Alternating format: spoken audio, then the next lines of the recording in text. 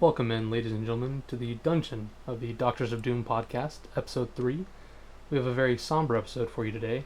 I'm just kidding, it's a banger! Can't you see what it's doing to you? Let me carry it for a while. Share the load.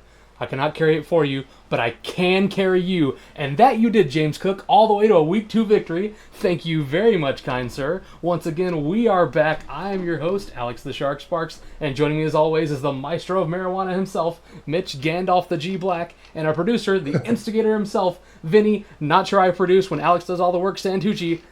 Don't leave me hanging this time, guys. Say hello. Hey, guys. Hello, what's up?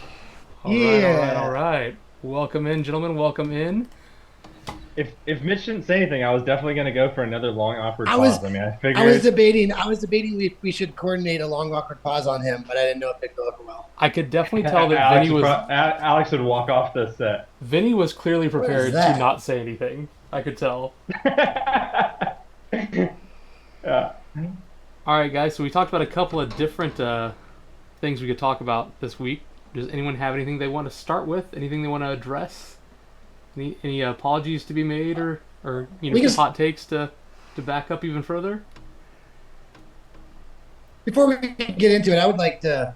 Is Miles not going to get those points? I mean, I don't think so. I don't think he gets the point. Can you remove this crap from my screen though? I don't even know if this is on the stream. Oh yeah, definitely. It is. This is what happens when you give Mitch a pen. This is what happens. Mitch has been writing on the screen. I don't know if you guys can see that on the stream, but on my screen that I'm trying to look at, you're talking about the touchdown that McBride got. Is that what you're referring to? Yeah. I mean, I'm trying to circle it. I feel like he's fine. Like I think Miles still won the game. So. Yeah, but in the future, it's going to be, there's going to be cry bloody murder if. I'm not just saying Miles, I'm saying anyone. Trey McBride, like every other website, including CBS's, gives Trey McBride, but our league does not give Trey McBride for some reason. Do you have to go in and click accept or something? I mean, I think you have to have a league setting that says offensive fumble recovery for a touchdown, and that just is not a rushing or receiving touchdown. So it's just our rules or something, right? Yeah. It's just not a league scoring setting.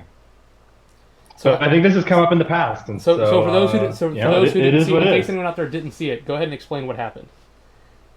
Oh, Trey McBride recovered a James Conner fumble in the end zone, or was it Murray? But regardless, he recovered a touchdown, and on paper it says McBride touchdown, but in CBS he's got no touchdown.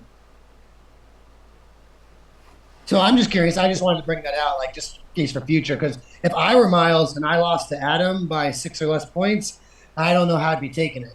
So I'm just bringing it up. Which is actually a perfect segue to things that maybe we want to backtrack. On our hot takes episode last time, I said that the Bills weren't good. The Bills were going to miss the playoffs, assuming it was because the Cardinals sucked, and the Cardinals took them to the very last couple minutes of the game in Buffalo, and the Cardinals looked really good against a bad Rams team. But I mean, that game was over literally by the end of the first quarter. The game was sealed shut. So I mean, maybe they're both good. Conversely, the Bills played against Miami, and my hot take was that Miami was going to be super overrated and struggle this year, and they have been.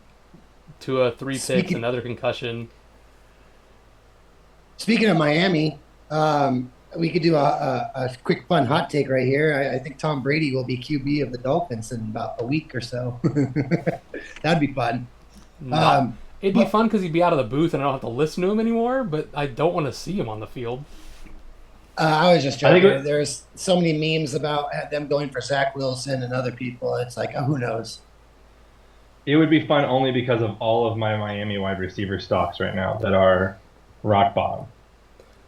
All right, so this week, let's quickly break down what happened in the league. I want to point out, poor break, drops 102 points, still can't get a dub. I mean, that's rough. As far as the Sparks versus Black bet, we had 2 Sparks wins, only 1 Black win, so looking good for us this week. But we'll see. Vinny, but you also managed to claw out a W. On that note, I was trying to say, if we're just going to start on my team or whatever, if I start Metcalf, I win. Also, that was just really bad coaching. But at the same time, it's really funny too. They told me to start Zach Moss over Edwards, and if I would have done that, I would have lost by 1 point because there was a difference between Moss and Edwards by 1. If I start Metcalf, I win. But here's the thing: is with Nolan's team and that bet is I said last week if Nolan's team could stay healthy. I'm sorry, Nolan, I didn't mean to do this to your team, but Kupp and Jefferson and it's pretty much, his team's already. It's week 2 and he's lost his QB, and his 2 wide receivers. I don't know how well this is going to go for Nolan over a 12-week period. Even though I love his team and I picked him, but like I said, I thought at least Jefferson and Kupp and these guys would be able to stay healthy for longer, but they haven't. So I'm not too worried about Nolan's team if his team can't stay healthy. Well, I mean, I'm more worried about the Sharks getting a win with yeah, I mean, obviously points. he's had a lot of plus signs going on, right? But with all those plus signs, I think Kupp is the one most likely to go on IR of all of them. But assuming some of the others come back, because Jetta walked off the field on his own, you know what I mean? So yeah, we'll see though. And I mean, Love will be back eventually, and in the meantime, he's got Baker Playmaker, one of the top 3 fantasy QBs still after 2 weeks. So. Anywho, how long can Baker sustain that? Yep, go on. He gets to plug and chug Ridley, who's like a valid wide receiver 3 for a starter. So here's I'll give you guys a bad beat story. Not really relevant to this league, but Ridley was one of my guys on a short list of people that I thought could have a breakout season this year. Hopkins is just old, not healthy, and Will Levis likes to chuck it deep. So I rolled the dice with Ridley. He did so poor week 1. I abandoned it too early. Normally I stick to my guns. I didn't stick to my gun in this other league. Benched him. Ridley outscored my other receiver by 10.3 points. I lost the game by 10.29. I kid you not. Had I left Ridley in, I would have won. But because I made the swap, actually won, yeah. By 0.01. I left Metcalf in. Alex, Ridley does not bother me or scare me whatsoever. Like those. In a non-PPR league, Ridley just is a nobody to me. Like, did you see some of those catches he made on Sunday? Like, he's not making those catches every week. It's just like just to have like 2 or 3 of his receptions, he has to get 77 yards and a 40-yard receiving TD, and one's a rushing yard TD that he only had 1 rushing attempt. I'll pass on Ridley. Pass hard. Dude, that touchdown though. I mean, that was one of those where when he scored. I honestly, it took me multiple views to even figure out what happened. That's insane. But yeah, the other one, was that the one on where he's like catching it on the ground one-handed, or is that a different pass? I forget. But some of those is ridiculous. On the ground, one-handed, like between 2 Jets players, rolls into the end zone. It was just a wild play. Right. I'm not worried about really, and how many heaven forbid, the Titans are up in a game for once. They're just going to run the ball. So I'm not a big Ridley. I think he had a good week, and I think that's a pretender for sure. Yeah, but I mean, Nolan's a good team. There's no 2 ways about it. Adam's got a good team. Miles got a team. The thing is, with Adam and myself, and it's like, if Adam's going to score 102 points with his QB only getting 15 or whatever, that's a problem. And me scoring 80 points with my QB only getting 11, I'm not worried. Like I said with Matt last week, he's going to live and die by his QB. His QB got him 11. So it's going to be losses, those. It's how many weeks does Josh Allen and Anthony Richardson score 11, and how many weeks does Lamar Jackson go under 20? That will be the record for me, Matt, and Adam. And actually, you could probably group Vinny in that case, in that category too. So one of the reasons, I know I'm an outlier, one of the reasons I've always not been QB first guy in DoD is the one year I took, I think it was like a first or second round QB. I took Lamar Jackson. He finished the season as QB 11. And this was the year after he was MVP. Yeah, that's right. So that is why. Yeah. That's why, because I always say, you just don't know. It'd be one thing if there was always a guy who's like a top QB, but even Mahomes, when you think of who's the best quarterback in the NFL, Patrick Mahomes is one of the top names on your list, right? When you think of who's the best fantasy quarterback, Mahomes is 7, 6. He's not the number 1 fantasy QB every year.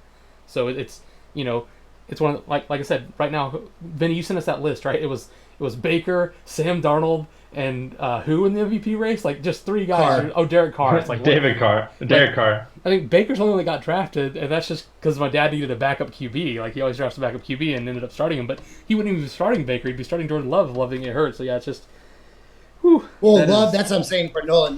Nolan's going to get shanked by injuries, but Nolan's team is legit good. Like on the flip side, though, like me, Vinny's, and other teams don't have near as good as cores, but we're dependent on the better QB, and that's why you take a higher pick. But going back to you, Alex, you said last week I didn't like Dak. But I did like Dak, and this is just another case of why I said last week I want Dak playing for his contract. The minute Dak signed, Dak is no longer in my targeted QBs. I guess I would have just gone for Jaden Daniels, which is a problem. But my target before the season was Dak and Jaden.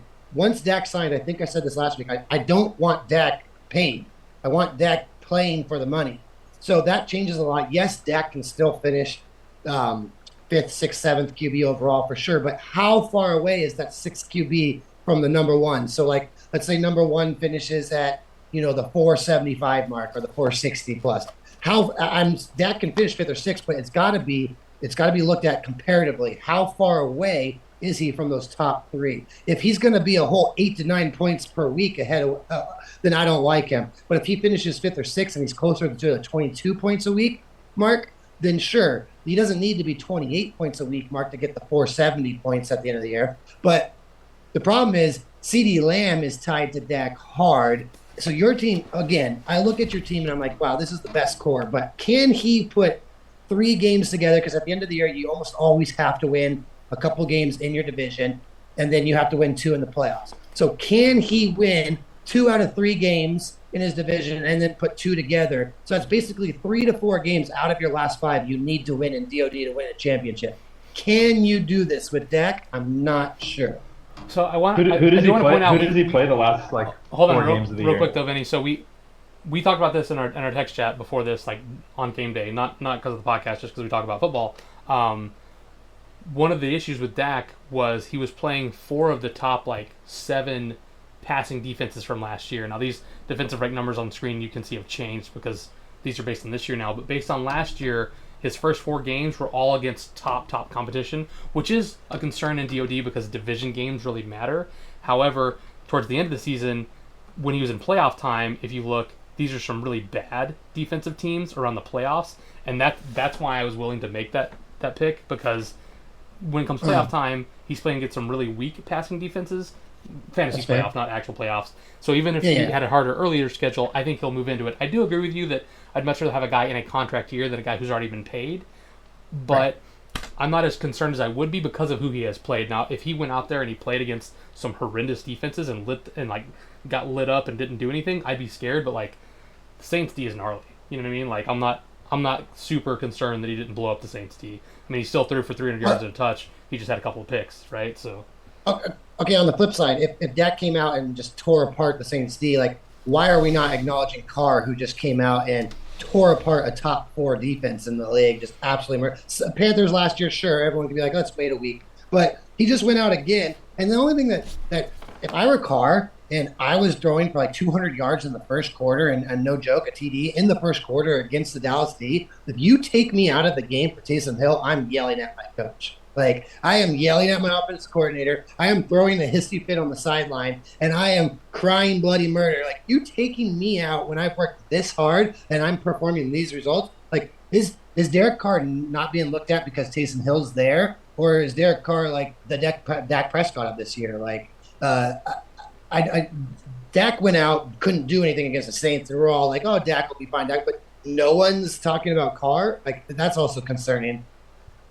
I think Carr will settle into the Baker of last year, where he's good enough to start, but he's not going to win you anything.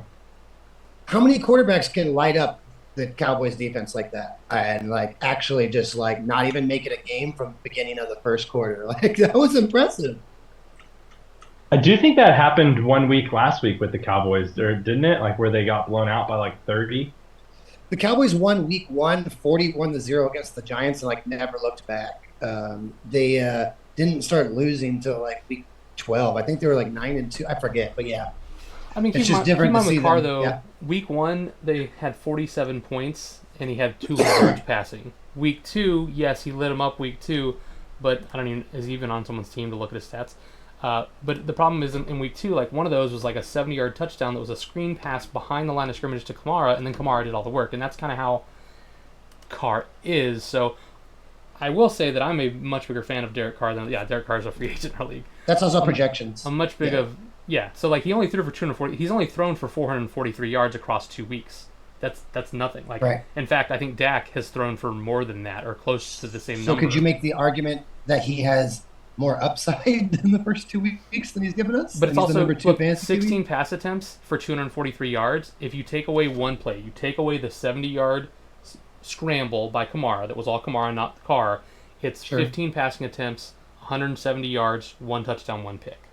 That's not going to win the fantasy Super Bowl. I think he's going to come back down to earth, is all I'm saying. But if you do the hypothetical situation, like what if they're in a game where they're not winning by 21 points in the first quarter? Like what if that's true too. You're right. That's totally true, but I don't know that he's the player that can do that for you. Vinny and I watched it a lot of years as the Raiders. Now, I've always said that I don't think Carr was the Raiders' problem. The Raiders had a lot of problems, and I don't think Carr was the issue. I'd much rather still have Carr than whatever hot garbage we're rolling out there each week now, Gardner Minshew. But I also don't think he's like a top-tier quarterback in football. But anyway, let's move on to the actual planned segments just because we are kind of time constrained tonight. So we talked about a few different ones. I know you're not going to like this, Mitch, but I think one of the ones that'd be cool to talk about is just going to be league winners, league losers. So sure, I'll let you go first because I know who yours is going to be, and I know you want to talk about it, Mitch. Who is your league winner this year? I'm going to cry bloody murder. Just to clarify, what we mean by that is a player that you've drafted who, because of his performance, is going to win you the league. It's often not someone who's drafted. It's usually not the round one pick one guy, right? It's a value pick that wins you a league. So, Mitch, who is your league winner this year? Well, 3 years, you can go to the draft history if you want to go and show people. I've drafted Elijah Mitchell every single year. Every single year, because Shanahan splits back, so does Hackett. And by the way, Alex, pat ourselves on the back. Braylon, what's his name? The backup for the Jets. He definitely is splitting with Hall. We call it that. Well, Shanahan split his whole life. Okay, so I've always had Elijah Mitchell, the backup running back. Even Jeff Wilson, doesn't matter. I have backup running back for Shanahan every year. Okay, our draft happened 3 days before the IR list came out. Elijah Mitchell got put on IR. So Miles, who I've been talking to about grabbing the backup to Shanahan for many years, goes and grabs Mason off waivers. Now, that's also the talking of you want the McVay running back too. You want if you just get the Shanahan and McVay running back every year, you'll win fantasy. It's that simple. So Miles gets Kyron Williams last year, then he gets Mason this year. I drafted Elijah Mitchell 3 years in a row. 4 years ago, Luis took him on the turn of the second round, so I didn't get him because he was drafted too high. And Elijah Mitchell split with Jeff Wilson that whole year. And guess who had Jeff Wilson 4 years ago? I did. I've always grabbed the backup running back. So if our draft happens 3 days later, I don't draft Elijah Mitchell because he's on the IR, and I draft Jordan Mason. So I would have Jordan Mason right here. Here's the second league winner that is going to just actually make me find the tallest building in my city, and that is J.K. Dobbins. I have drafted him also 3 years in a row. Austin got him the rookie year, who, by the way, I had Mark Ingram, the running back for the Ravens. So Austin backed up my R-ball running back and got Dobbins, and Dobbins did amazing. So I was like, I'm never letting that happen again. I'm grabbing Dobbins. I'm not going to let Austin have him. That's for sure. I get Dobbins the next 3 years in a row. He plays 1 week. 1 week. He's hurt by week 2 last year. And then this year, fast forward, I'm not going for the Dobbins BS. I'm grabbing Gus Edwards because Gus Edwards is going to be the runner. I've seen this story before. Gus Edwards and Dobbins were literally the running backs for the Ravens under Roman 3 years ago. Roman retired. They brought in the Georgia, what's his name? Not Brady, but the other guy, offensive coordinator. And Roman comes back to the NFL, fixes his health problems, and goes, yeah, I'll be the offensive coordinator for another Arbaugh brother, because the Arbaugh brother was my head coach in Baltimore, so I'll go to the other Arbaugh brother. And by the way, I'm going to bring in Gus Edwards and Dobbins. I'm here on the draft. It is round 7, and I'm going, I've got Edwards. I could back him up with Dobbins. But this is going to be a wasted pick. Why would I not want Cliff Kingsbury running back? I'm going to go Eckler because Brian Robinson's unproven, same face, same place, new OC. That's a red flag category. Go with Eckler, okay? Eckler got brought in, new face, new OC, new place. Positive red flag category, or positive category to be in.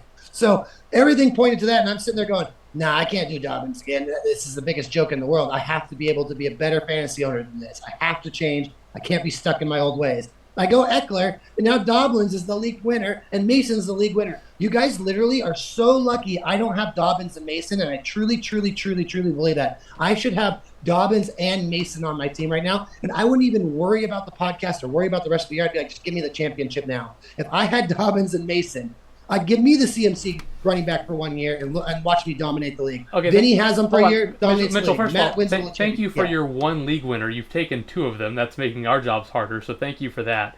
I would like to point out, Gus Edwards has out-carried Dobbins in both games. In week 1, it was 11-10. In week 2, it was 18-17. So it's not that Gus Edwards isn't getting the workload. It's just that Dobbins has been great, and Edwards has been medium at best. All right, well then Dobbins needs to find the tallest city in San Diego or Los Angeles, find the tallest building, because Gus Edwards needs all those carries. Like that run yesterday, I'm watching it, I'm going, not only do I hate Dobbins, but that was a sick run. He goes down, he beats like 2 guys in the line, goes down the sideline, stutter steps the first guy, doesn't even get off the sideline, goes down and stiff arms the next guy into a front somersault flip into the end zone. I was like, dude, he's not just good, he's the guy I drafted for 3 years in a row on Lamar Jackson's running back team. Derrick Henry's old, and he's doing okay. Imagine if I had Dobbins healthy on that Ravens running team the last 2 years. So I didn't even get any production. And now this is happening where the backup Mason and Dobbins should both be on my team. But whatever. And I will say, to back up Alex's point, if you go even deeper than carries, the snap share breakdown was 38% week 1 for Dobbins and 40% or week 2 for Dobbins. So he's not even on the field as much as Gus Edwards. He's just having a Devin Achane type early season production. Oh yeah. Did I just lose Devin Achane? And then we've had this before. I won a Super Bowl in this league when I started Kamara and the backup was Ronald Jones or something like that. And then I started Kamara. Oh no, sorry, it's Kamara and Latavius Murray. And then I started. I forget who the running back was for Tampa Bay. It was Ronald Jones and someone else. I won 2 championships starting the same running back on the same team. Kamara, Murray. Ask Matt. I started Kamara and Murray in a Super Bowl. They are the running backs for the same team. And then I did it with Jones and I forget the other. It wasn't Rashard White at the time. It was someone else. But I did it with Tampa Bay's 2 running backs. What was his name? The guy who came over from Jacksonville. LeGarrette Blount? Where? I don't know what you're talking about. What? Hold on. I'll look to it up what after. team? He came from Jacksonville to Tampa Bay, and he split with Jones, and I won a Super Bowl with him as a running back. I started Jones and the other guy as the. All right. Well, this is turning into the Mitch history hour. So anyway, okay. So your league winner is Dobbins and Mason. My point is, you took 2 of them. If you get Dobbins and Edwards, you can start both of them and still win a Super Bowl in this league. You can start Gibbs and Montgomery and almost win a Super Bowl like Miles did last year. Like Edwards is averaging 3.5 fantasy points a game. I don't really start him, although he did get 18 touches week 2. So that's definitely something. All right, Vinny, moving on. Do you have a league winner that's not one of the 2 we've already talked about? Yeah, this is a hard one. I feel like there's a lot of really good ones to take right now. I'm gonna try not to pick a low hanging fruit option. Take whoever you think. I'm gonna go with somebody that I was really wrong on, and I'm gonna give Alex his props, even though it's like a 2nd round pick. James Cook. No, I said that before the season started. I said James Cook was a league winner. Yeah, I know. I just disagreed. I just didn't think. I felt gotcha. last year he had a lot of. I think last year he had a lot of volume. He's really good in PPR leagues, and it's a Bills running back. They're just never as good as you think they're going to be, dominating a very high-end offense. And I know they had nobody, and I thought that scared me more than anything. It wasn't that who else was going to run the ball or who else was going to get the touches. It was I just don't think this offense is going to be as good as they have in the past. And James Cook has kindly told me to shut up. He's off to a great start, and they are feeding him the rock at every opportunity, and I just don't see that letting up. So I think James Cook could be a league winner. You're getting top 4 running back production at the end of the 2nd round. That's incredible. That's what we all look for. So I'm going to go with James Cook. League loser. Are we there yet, or are we just doing league winners right now? No, just winners right now. Do whatever. Oh. Okay. All right. So yeah, James Cook. No, you can do whatever. Keep going. All right, No, so no, that's my league winner. I'm gonna try to save some for Alex. yeah, And so I'm I'm not gonna going rattle off 5. I'm going to give a conditional league winner because since Mitch took a couple, my conditional league winner is going to be Chris Godwin, but the condition is that I like he and that. Baker stay healthy, and the reason for that is Chris Godwin has always been a great wide receiver. In fact, there were years where you would want Chris Godwin over Mike Evans in Tampa Bay. However, over the past few years, it's been Godwin who's always hurt, so Evans has been the guy.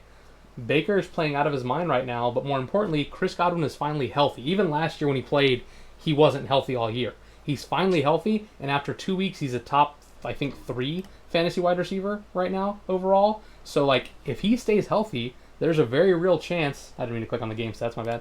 If he still stays healthy, there's a very real chance that Godwin can end up being a league winner because this is a guy you drafted as a wide receiver 3. Like you even said yourself, Mitch, you almost didn't start, him or more DK Metcalf. I don't know who you originally intended to start, but Godwin, like, he probably gets drafted as a wide receiver 3, but he's playing like a wide receiver 1, and there's a very real chance he can keep that up as long as he stays healthy and Baker doesn't completely fall apart. Now, I don't think Baker's as good as he is right now necessarily, but Tampa Bay's going to throw the ball. They can't run right now. They're going to throw, and if they're going to throw it to him and Evans. They can't double cover both guys. So I think Chris Godwin has a real chance to be a league winner pending his health. I mean, because that's kind of always Look at been Alex his knock. saying nice. Alex saying nice things about my team. I love it. And to answer your question, Alex, Vinny said something really interesting to me in the podcast last week that most of the over and under reactions were based on wide receivers, and that really hit home with me. And I started really thinking about it. And so the reason I did Godwin over Metcalf, I was honestly going to leave Godwin on my bench, which is crazy to sounding now, and I'm willing to admit it. But I wanted to leave Moore and Metcalf in because of Vinny's point about the over. I didn't want to overreact to my 3rd and 4th round pick week 2. But then the more and more I looked at it, it's like, oh my gosh, Metcalf is playing the Patriots D. They're going to double him. And it's like all the analysts had him so low. And I was just like, okay. But then again, so that was it. But, and to answer the question from before, his name was Leonard Fournette. So I had Leonard Fournette and Ronald Jones. All right, go on, Alex. Yes, I mean I think that's my case, right? Is for Godwin, if he stays healthy, he's a guy who's drafted as a wide receiver 3 who can be a wide receiver 1 in this league. And I think that's the value kind of pick that can win you a league, right? Like you guys are kind of more talking about backups who were value picks, and that's true. I mean, those guys as backups, as value picks can definitely win you a league. Godwin was drafted to be a backup, right? He was drafted to be your wide receiver 3. Maybe sometimes you slot him in if there's a good matchup, but he wasn't meant to be an every week starter. And right now, there's a chance that he's an every week starter and finishes as a top 12 fantasy wide receiver. That's a very easy scenario in my opinion. Yeah, Alex, I don't know when, but like at some point on Sunday, every once in a while, it's like either I'm not watching Red Zone or I'm just kind of clicking through the CBS Sports app and looking at box scores, and I'm pretty sure Godwin had like 7 targets, like 6 catches for over 100 yards, and the next closest was like somebody else with like 1 catch, and I was like, oh wow, like Baker's peppering Godwin right now. And he's healthy, and there were rumors that could be the thing, and yeah, I was just like, dang, what a good sleeper pick, just kind of a late round value, like you said. And I will sit here and say it, Mitch will agree. You draft Godwin the same way you draft Terry McLaurin, and right. Obviously one is better than the other. And one is so much better than the other. Also, the thing is, like, I also want to point out, like, the James Cook thing, I was so nervous about that. I want to show you my big board right now because I had James Cook in the 2nd round. So if Alex doesn't go James Cook and Josh Allen isn't, you know what I mean? Like, it's crazy how that works out. And lastly, so that was a great thing by Alex was the James Cook. I really think that's the big winner. And then the last one I'll say, because I talked about myself on this one, was look at our tight end production for the first 2 weeks from everyone, and someone has a massive outlier than everyone else. Who is that, Vinny? What tight end? Oh, massive outlier. George Kittle. So if all of our tight ends, like Laporta has 3 points in 2 weeks, and he was by far, like, everyone's like, Laporta's going to be dominant wide receiver. And they're like, look at everyone's wide receivers this week. Tight ends, Kelsey 0, Ferguson 0, Hill 1, McBride 6, Pitts 2, Goddard 3, Kincaid 3, Freiermuth 3. Like, no one's getting more than 2 or 3 points in 2 weeks ever. Like, McBride got 6 last this week, but he had 0 the week. Like, Vinny with Kittles is going to be Kelsey from 2-3 years ago. If Kittle's the only one getting above 3 points a week, that's a league winner because no one else could get any points in the same sense that Kelsey won for many people the league because he was producing numbers that no other tight end could do. If this is an overreaction or a contender or pretender statement or whatever, and all tight ends are going to suck this year except for Kittle, Vinny is going to walk into the playoffs because he's going to get 10, 15 points a week that we all can't get. Yeah, and I think you'll notice too. I'm pretty sure I drafted him over some of the higher ranked tight ends. You did. But that's not like I don't want to like pat myself on the back. But Debo's hurt. I wasn't when I drafted him. We weren't sure what Ayuk was doing, so it was just kind of like I think he's a good good tight end with volume. And I'm glad that Mitch said that because what I was gonna say before I stopped, and since we've kind of gone through one round, I honestly think a league loser this year is an early drafted tight end because of tight end production through 2 weeks. That's kind of going out on a limb. Like I don't think they're all going to be this bad. But if you look at like where Kelsey was drafted and Laporta was drafted and Kincaid and Andrews, Kittle, there were some really, like, especially when a tight end run hits in a draft, people start to kind of panic and overdraft these tight ends. I don't think that they're all going to be such low production players this year. But as of right now, it's looking like an early drafted tight end is a league loser. Agreed. That'll segue right into our league losers segment then. Speaking of tight ends, though, got to give it a shout out to Brock Bowers. I was so stoked about this pick. It's the first pick in my adult life that I was happy with the Raiders took. Vinny was not happy. He wanted something different. But I was like, no, we finally drafted a player who's good at football. And holy shit, he's good at football. And I love it. Anyway, yeah, let's do league losers then so we don't get too sidetracked. I do just want to, can I just defend myself there for a second? I do think Brock Bowers was a high talent caliber pick, like very worthy of the 13th pick. I just think the Raiders are so bad at football that a tight end doesn't make you a better team. So that was it. Yeah. All right, and just really quick, football. I'd like to comment because Miles will love this part. I know he's an avid listener. Miles and I had this exact argument last year, and he went Mark Andrews in the 4th round, and I killed him for it. I was like, Miles, there is no tight end not named Kelsey that is worth a 4th round, 3rd round, 2nd round pick. You have to wait till the 5th or 6th round and then just guess. And Miles was like, no way, Andrew's going to win. And then you go back on it, and Miles and I argued for the whole year. Look at the players he passed on, like Breece Halls of the world in the 3rd, 4th round. Like, there's such good players still left to be drafted in the 3rd or 4th round. If you're going to go tight end, it better be Travis Kelce. All right, moving on. All right, so league losers. We talked about league winners, and this is a little bit of a piggyback, but I think it's worth pointing out. The saying is always, you can't win your draft in the 1st round, but you can lose it. And I'm so sorry, Chris, but I think the league loser this year is Christian McCaffrey. He sits out week 1 before going on the IR. So missing week 1 doesn't count as his IR stint. Now he has gone on IR. So now you're talking about having to miss an additional 6 weeks. His expected return is week 7. They'll have to work him back into the offense. He's not going to be playing real football until week 10. And guess what?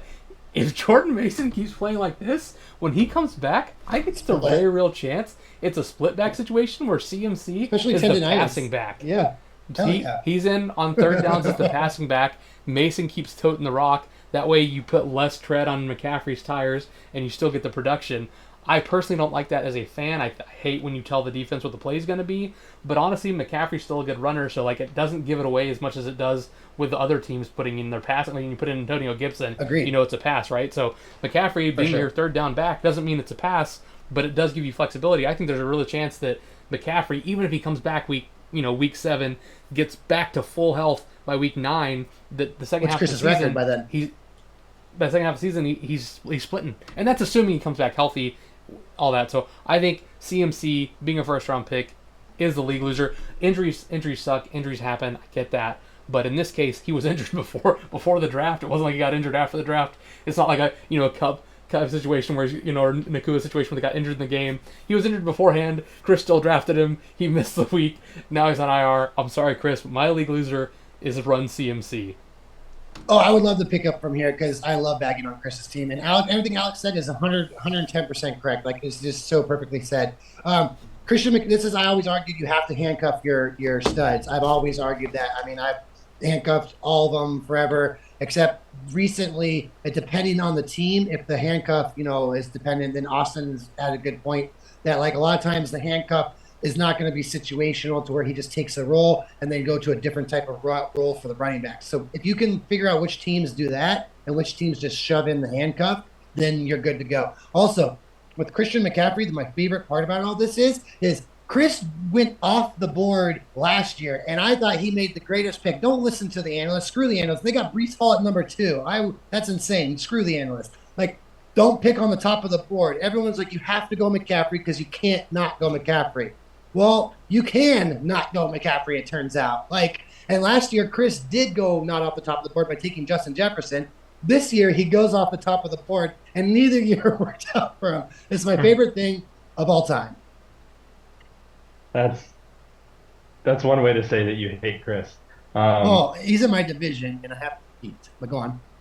No. I just was gonna say, I think you can for sure lose drafts in the first round. I think we've all seen it happen historically, especially when that top draft pick goes down. I was just kind of thinking of times where that's happened in the past, like Priest Holmes, number 1 overall, McCaffrey's, it's happened to him, Justin Jefferson last year with Chris.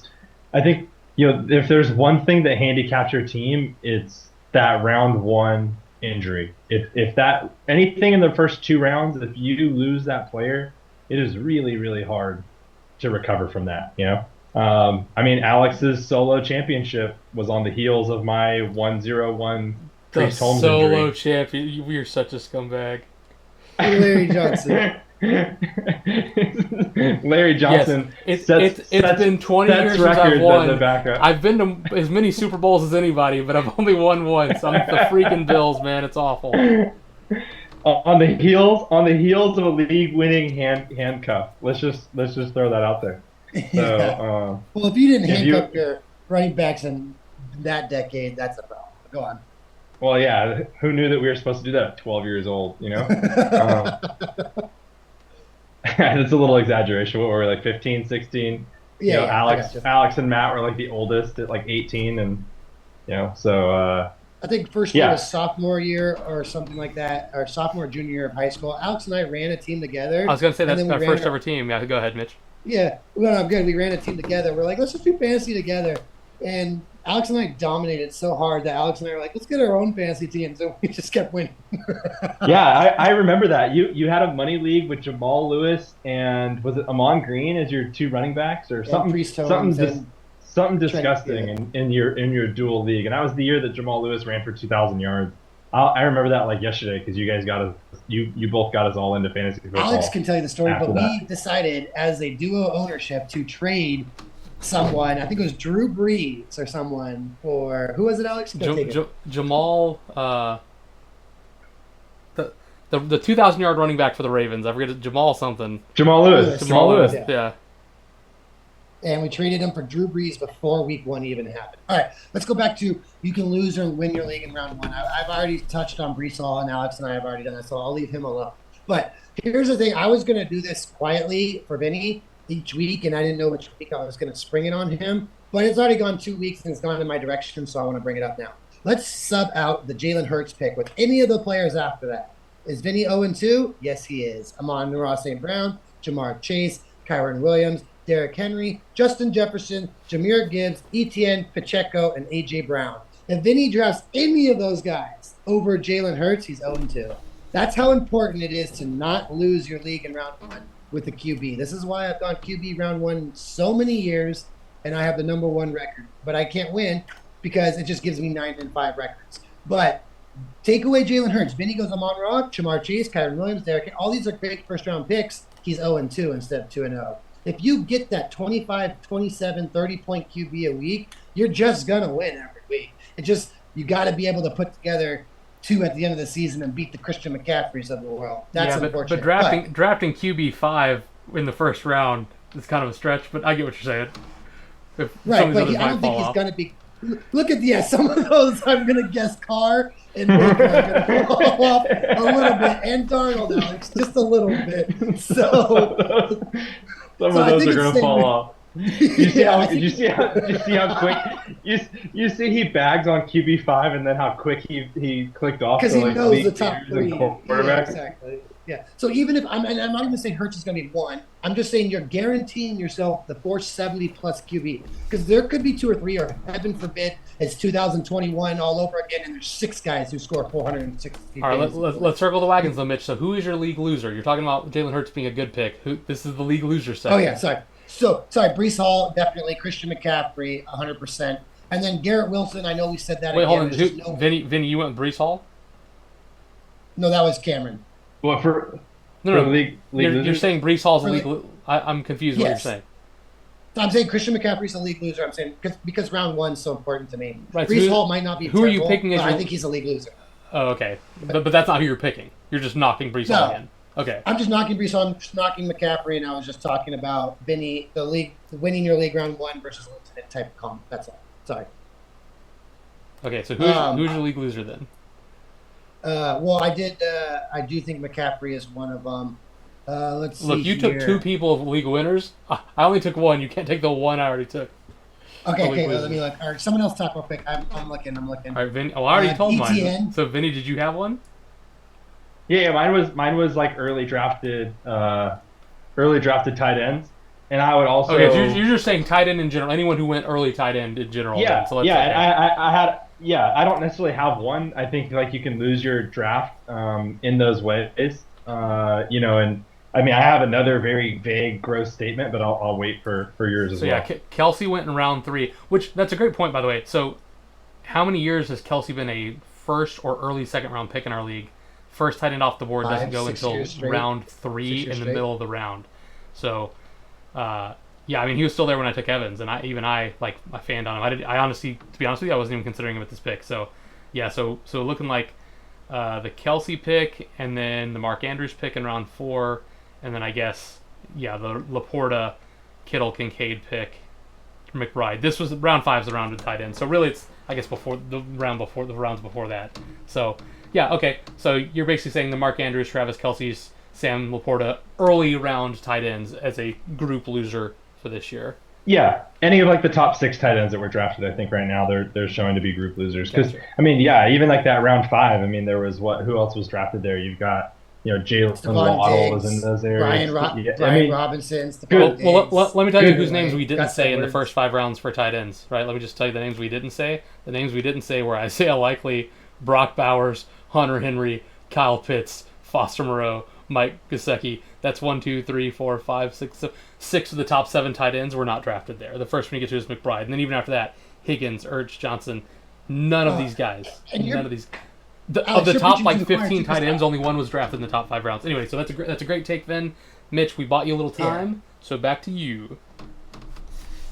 Well, I can't get past the Brees Hall thing because of how much he passed on everyone else, and then it's unfortunate I'm bagging on Cameron, and because like the year Alex actually goes QB first, I'm like, oh wow, Alex is going to win the league, and Lamar does bad. Then finally Cameron goes QB in the first 10 rounds, and it's like I don't know how good Burrow's going to do this year, so it's like. I feel really bad for Cameron with the Brees Hall and Burrow, but like any other year, that's like championship picks. It's just not at number 2 overall and not in the 5th round. It's like after this year, how am I going to ever convince Cameron to go QB in the first 10 rounds again? So it's like I don't know. I'm never going to get Alex to go QB in the first 7 rounds again after the Lamar pick. So, I would also like. Wait, so who are you saying that? Because you keep saying Brees Hall. Are you picking Brees Hall as your guy? Yeah, Brees Hall and Burrow, I think, are really bad ones. And the only reason I'm picking Burrow not to bag on Cameron is because I drafted Burrow above Dak in my 2 other money leagues, so it's really bothering me. Yeah, the thing about Burrow too is like I don't know which team Joe Burrow plays for. I know he's on the Bengals, but like week 1, the Bengals look terrible, just hot garbage. Week 2. Bengals Chiefs have a great back and forth game. Chiefs take it at the end, so I mean they still lose because they're the Bengals, but they look like a much better football team. So, not sure what that team's going to be, to be honest with you. Yeah, I will say that I'm the defender of Brees Hall. He is currently RB9, and if you want to talk about guys that don't sustain the production, obviously we have to see where Kamara goes. So right now, looking at the top 10. The only 2 drafted in the first round are Barkley and Brees Hall. So Jonathan Taylor's not on there. Obviously, McCaffrey's not on there. Henry's not on there. Kyron's not on there. and so at least Hall isn't a bust. Like they're a new offense with a quarterback who's 41 years old, who hasn't played in a while, coming off an Achilles tear. Like I understand the fragility of it. I think that's a really hot take to say he's a league loser, considering right now he's still RB9. He's 9 points behind being RB3, who's Mitch's boy J.K. Dobbins. So it's one of those. I mean, I think it's very reasonable to see that he passes Ramondre, passes James Conner. Achan most likely will inevitably get hurt, and on a bad offense now. Yeah, like, Mason may get benched eventually. I'll back you on this play, Vinny, just because I am with you, Mitch. You and I are not high on Breece Hall, not second back off the board high. But I do think that's a little bit of an overreaction this early because he is getting touches, and as you guys know, I'm big about guys who touch the ball. He's getting 21 touches week 1, 21 touches week 2. That's consistent. Guys who get the ball are going to get fantasy points. Guys who don't, it's a lot harder for them. So, as you guys are super high on James Cook. I am too, and I hope he does great. But I am concerned about the touch count, right? Because yes, this week he had 3 TDs. He had 3 TDs on 12 touches. Right? Yeah. So now they were blowing Miami out, so that's part of the game script. But that's also a concern. Like he's not gonna have 3 TD every week. So if that was a 1 TD week on 12 touches, that's a little more scary. But anyway, but yeah, okay, fair enough. You don't like Breece. Not that I dislike CMC. I just think that's a fortunate league loser pick. And then I think the best take we had honestly was Vinny's take on early round tight end. And I do like that the league did adjust to it because like I said. Historically, if we go back and look past drafts, there's always at least 1 or 2 tight ends taken the first 2 rounds. We didn't have a tight end go until the middle of round 3, and then really the run on tight ends didn't start until round 5. Granted, we all guessed wrong except for the guy who took McBride, Miles, who's already been hosed out of a touchdown apparently. But yeah, go ahead, Mitch. What were you gonna say? I'll go more. I truly mean what I'm about to say. It's gonna sound a little wild, and you guys know me, so it's probably like, bitch or whatever. But I'll go out on a limb and say this, and I seriously mean this. Amon-Ra St. Brown, Jamar Chase, Kyron Williams, Derrick Henry. I love Justin Jefferson, so let's not include that. Jahmyr Gibbs, Travis Etienne, Isaiah Pacheco, and A.J. Brown are all elite users. And I truly believe that. Because you guys passed on Josh Allen, Lamar Jackson, Patrick Mahomes, and, I mean, just, like, how on the turn can, once Jalen went, Amon-Ra St. Brown, Jamar Chase, Kyron Williams, Derrick Henry, Jahmyr Gibbs, Travis Etienne, Isaiah Pacheco, A.J. Brown. Like, look at that names. Like, you guys are going to want to go back and redraft those guys over a QB. I just don't see it happening.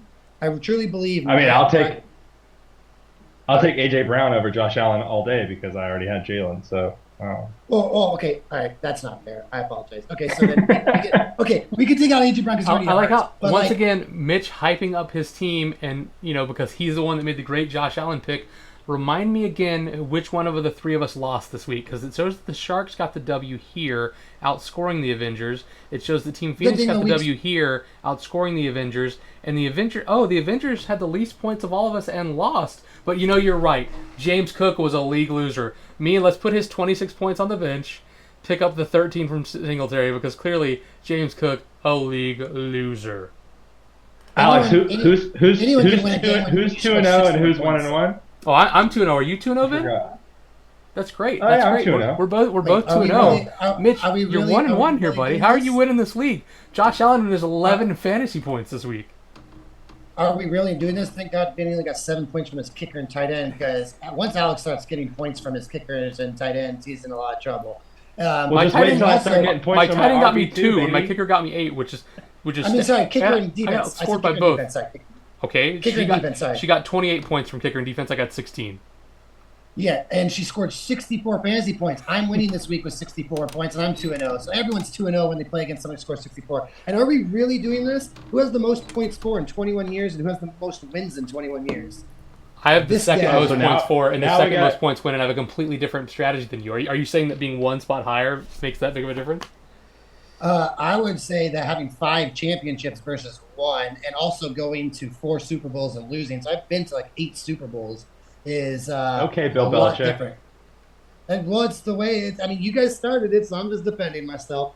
I'm 1-1, yes. Good thing I could be 2-0 if I didn't overmanage, but I'm not worried. Like, I'm 1-1 with Alex scoring 11 fantasy points. Like, I can't wait to play Alex week 4, and Josh Allen doesn't play, but I still beat him. because Josh Allen's on a bye right now, so he's super. Oh no, I thought you were just No. going to bench him against me to be a bro. No, What no, what, no. what week just- are we playing? What week are we playing? I think it's 4 or 5, and Allen's on bye. I forget. I just know that when you and I are playing, Allen's on bye. Let's see. I just want to have a quick little shameless plug here because while you're looking that up when your schedule, only because the only time that I've ever yelled at a TV like this in the history of me watching sports is either when Auburn does something good or bad, the Raiders do something good or bad.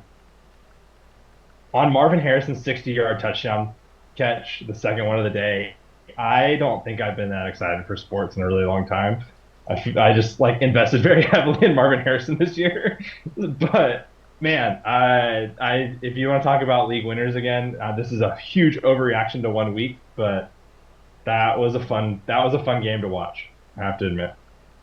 He looks like an actual receiver, like regardless of what team he's on. He last week he looked like he was just faster than everyone. He looked like he was like not even really running.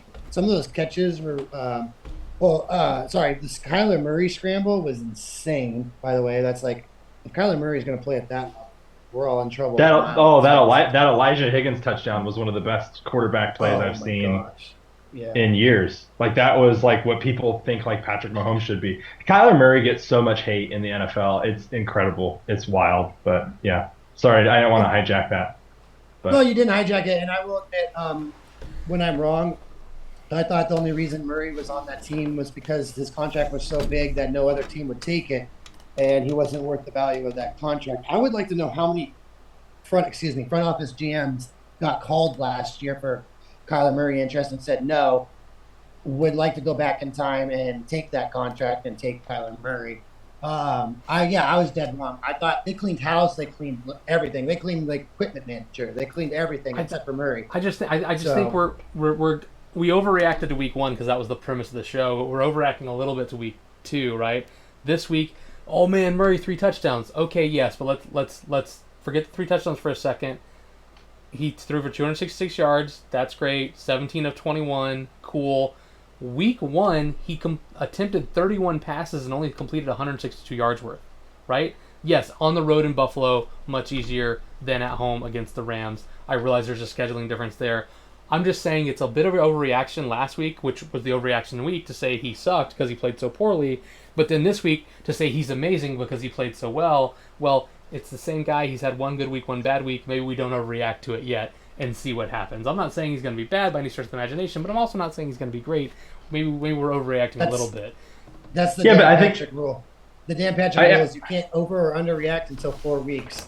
So if you want to go by the Dan Patrick rule, fine. But what I know what Vinny's going to say, and I'm sorry for cutting you off, Vinny, is what if we're massively underacting? The Rams' defense is not a joke, and Buffalo's defense is not a joke. Buffalo goes to like the second round of the playoffs every single year, and their defense is legit. What if we didn't react enough to week 1? If we went back last year, we'd be like, how are the Cardinals even in a close game with the Bills? That's ridiculous. So maybe we didn't react well enough week 1 that, oh my God, the Cardinals almost beat the Bills. The Bills just went out and smashed a playoff team that everyone's like, oh, this is before Tua got hurt. Didn't even need Josh Allen and beat the Dolphins. They literally could have started any QB on Thursday night and they would have beaten the Dolphins in Miami. That's a playoff team that everyone's picking to go against the Bengals, who don't look good, or the Chiefs or the Ravens. So, if you're smashing the Dolphins and the Bills look that good, maybe we underreacted to the Cardinals. Oh, my God, the Cardinals almost beat the Bills. Should have been our reaction instead of, oh, the Bills are so terrible, they almost lost to the Cardinals.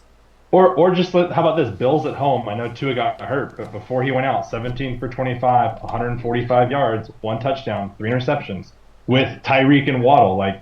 Maybe we're under. I am staunchly feeling my hot take right now that the Bills are a very good football. The Bills might be a very good football team. Again, Right. This was in Miami, super Miami. hot. Did you see how those people were sweating and you had Buffalo going down there?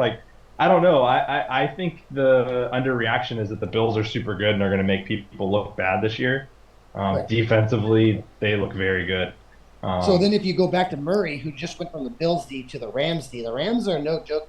I know they've lost some significant players, but to go for – and also Alex is saying 3 TDs, take that away, and it's 17 or 21. But he had a perfect quarterback rating, and on top of that, some of those TDs are like Lamar 2019, like scrambling in the backfield for 15 minutes. No, And no, the that's thing fair. about I'm not sorry. Yeah. Let me take. I wasn't trying to Yeah. say that the TDs don't count. I just meant like let's not look at the fantasy points and just look at the actual production. The point I was trying to make was he he had amazing. He overproduced week 2 and he underproduced week 1. So Agreed. what's the actual medium is what I was trying to get at. Like he's not always going to throw 3 touchdowns on 17 completions, but he's also not always going to throw 160 yards on 31 pass attempts. So which one is it? Right. That's what I was trying to Which say. one is it? I wasn't Yeah, trying I to. agree. I wasn't He said- trying to negate his play last week. I was just trying to say like let's not like he way overproduced week 2, way overproduced week 1. Let's see which one is the real thing. But Yeah, Alex said, Detroit let's not and Washington. overreact. Alex said, let's not overreact to Kyler Murray, as his jersey and game ball are both going to the Hall of Fame from last week, which is actually a true statement. So, That's a perfect QB rating. yeah, perfect QB rating, 250 yards passing, 50 yards rushing. Only him and like a quarterback One in sack was his only 1974. negative on the Yeah, game. Right. So Yeah, even yeah. more reason not to over. I'm not taking away his accomplishment. I'm just saying like he's not going to do that every week because, as you said, it's only happened a couple of times. It's Hall of Fame worthy. If he's Hall of Yeah. Fame worthy every week, then yeah, you guys can all the entire league can pie me in the face if he has a Hall of Fame performance every week for the rest of the season. No, I hey, can agree, I agree, I agree. we just go to Miles' team real quick on this screen? Sure. Yep. The share screen. I don't know what's next, but I just had like a really interesting thought. Like we've already pinned Jordan Mason as a potential league winner. I think Kyler has to be a potential league winner. You know, like 5th or 6th quarterback off the board, possibly going to finish in the top like 3. I think Kyron Williams is a possible league loser with how bad that offense is right now with all their injuries to wide receiver. We talked about early tight ends. He has McBride, who could be good. I think it's really interesting. Like when you look at a high risk team, like this is it. It's like mixed Well, with hold on, league you winners. gotta and give potential- love to Fairbairn here. Like Kevin Fairbairn hitting 3 50-yarders in one game. You got to give him some love here. Vinny, heaven forbid anything happens to Montgomery. He's got the #1 fantasy player on his bench right now. Oh yeah. Well, vice versa. Anything happens to Gibbs, I have the #1 fantasy player on my bench. That's why I told you. That was a potential Well, league winner. my It's my just knock, hasn't my done knock it on yet. Miles' team though, like from a couple weeks ago or last week we did the team analysis, was his wide receiver core. I had Olave last year. While Olave is a good player, he doesn't get touchdowns. Like he got tackled at the 1. I mean, he had 81 yards, but got tackled at the 1. Only puts up 8. You know, like it's just that's who he is. He has 10 grabs for 70 yards. It's 7 points a week. I mean, Here, that's good, but that's click not on what you Olave- wide receiver click- 1. click- And I just have no faith in Devonta Smith at all. I'm sorry. He went to Alabama. I don't like Yeah. him. Or Eagle. Click on Olave. Yep. Click on Olave really quick. The Saints have scored what 91 points, and he Oh, has gosh. 9 fantasy points. That is crazy. Not only that, That- he's a volume receiver, and he has only 8 targets and only 6 catches. Back to my league winner, Chris Godwin. He has 8 targets per game and 15 Oh, catches. gosh. Right? So Chris Godwin has twice as many targets as Olave, How's this and he's got possible? 3 times as many catches. How's this possible? If I was Olave, I'd be like, yo, bro, can you throw me the ball? We're ahead 30 points. Please throw me I honestly, Well, I think it's because more again, if you game- take away I that think one it's more pass, game Mitch, script. if you take away Yeah. that one pass to Kamara where he scrambles for everything, Carly has 360 passing yards in 2 weeks. He's not throwing the ball that much. So Olave at 92 has half of his receptions. That's wild. That's half of the That's yards. This is half of the yards that he's throwing, like or a quarter of the yards. What he's is going throwing. on in New Orleans and what's going on in Arizona? I don't know. I can't. I think that's what's so hard to project about the Saints, to be honest. Like between Carr and Olave and Kamara and Shaheed, if you want to throw him in there, is like, is this all just game script? Like, is Kamara only going off because they're blowing teams out? Is Carr going to get better? Is Carr going to get worse? Is Olave going to get better with game scripts and closer games? I don't know. It's a super fascinating situation in offense. There's no way they're as good as they've started Okay, the Vinny, season. I want Like, you, out- and Alex, I want your opinion on this question. Go to Chris's team. Hold on, real Week quick. one- I want to touch on Harrison real fast because while you're talking about it, I didn't mention. Clearly, Marvin Harrison Jr. listens to this podcast. Marvin, I'm sure. sorry, we blasted you last week, and you shut us up. I still don't know that you're going to be great. You only caught half your targets. One of those amazing touchdown catches, I think, was like one of those rule of cool. They gave you the catch even though it looked like your foot wasn't down. But my apologies, Marvin, are bad. Go ahead, Mitch. Oh, No, I will I say wanna- the two of those targets were terribly thrown fades from like the 5-yard line in the end zone on 2 separate drives. So there was like a realistic opportunity that it was 6 out of 8 catches and I 4 just- touchdowns. Right, Like, but it the, was- the 60-yard touchdown that he caught, though, or the 23, I forget which one of them, but like one of them, like I don't think I don't the think first- I think the that first first one. foot came off the turf before he had possession of the ball, and I think he absolutely got a hometown call. Dad and I, but we watched that game together. Dad was here. He agreed with me. We both did not think his foot were down. It was a great catch. It was great for him. I'm happy for him. Like, it was a fun thing to watch. I'm happy for you Cardinal fans that watch. NFL gave you it know, to him. But I definitely think Yeah. that was a hometown call. So this stat line could definitely. very easily be New York 3 was for on the 100 on a phone. bomb. So anyway, Yeah, not New York was knocking him. I'm definitely on apologizing the to him. We'll move on. What was your point, Mitch? No. New York was definitely on the phone going, that's a touchdown. That's a touchdown for Harrison. Do not call that otherwise. And refs aren't going to go against, the front office in New York. I just want to say last week I asked specifically, how do we feel about because the rookie wide receivers did bad. Vinny was correct. The rookie QBs did once again do terrible. Nix, Daniels, and the other one. Caleb. Caleb, thank you. I asked again, and too much of my regret. I started DJ Moore like idiot. I was like, oh, I don't want to overreact. Caleb's probably good. Anyways, I asked you guys specifically, Marvin Harrison and Neighbors going forward. Both of them balled out hard. So I'm going to ask the same question again. For Harrison and Neighbors, do we see more week 1 or do we see more week 2 the rest of the year? I'm going to give you the same answer I gave last week. I think Neighbors is legit. His problem is he plays for the Giants, who are bad. They played against a really bad Redskins secondary. So can we see more games like that from Neighbors? I think absolutely. I think his talent is there. I said that last time, that his problem wasn't his skill level. It was his quarterback. Marvin Harrison, I am less convinced of. Not long-term. Long-term, Harrison's obviously a great player. I just think there's a lot of kinks to work out with what the hell's going on with the Cardinals. Like I said, it's too early for me to react to that. So I think it's much more likely that we're going to see more of those performances from Neighbors than we will from Harrison, but they are going to be few and far between just because of the team they play on, or the team he plays on. Vinny? Yeah, I agree. I think I kind of echoed those same statements. I think Neighbors is going to be a target hog. I think he's going to have a couple like big plays where he breaks out for long touchdown runs and has some big weeks. But most weeks he's going to be somewhere between 5 and 10. And I think Marvin Harrison is going to be 5 and 10 very consistently with quite a few weeks in like the teens. I think Harrison's ceiling is a little bit higher in this offense.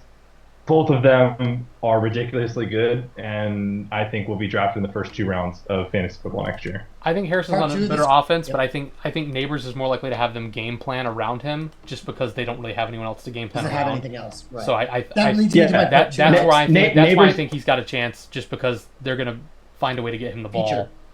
Nate, I think that out of draft, the draft comps were so good. Neighbors is like that Antonio Brown, Odell Beckham, Jamar Chase type player, and So Marvin true. Harrison is like that AJ Green, that Julio. Like they're going to extend the field. They're like true X's, and the Neighbors of the world are those like Z wide receivers who just like can break out at any point in time for like a 80-yard touchdown. Yeah, My part I two like of this guys. question that I Go ahead, Mitch. Go ahead.